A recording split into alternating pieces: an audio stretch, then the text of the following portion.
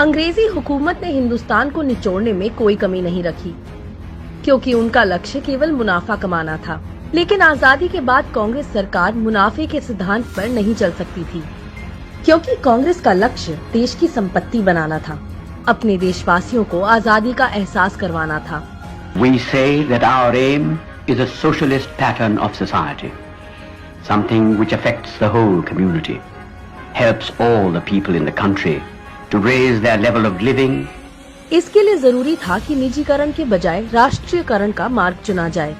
हवाई सेवा air India का सरकारीकरण इसी राष्ट्रीयकरण की शुरुआत थी। JRD टाटा द्वारा स्थापित एयर इंडिया के शेयर भारत सरकार ने खरीद लिए और एयर इंडिया इंटरनेशनल के नाम से अंतर्राष्ट्रीय हवाई सेवा शुरू की गई। 8 जून को पहले अंतर्राष्ट्रीय विमान ने बॉम्बे से लंदन के हीथ्रो एयरपोर्ट के लिए उड़ान भरी।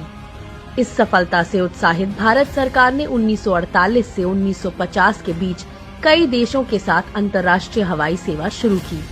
अंततः 1953 में भारत सरकार ने एयर इंडिया का राष्ट्रीयकरण करते हुए एयर कॉरपोरेशन एक्ट 1953 पारित किया।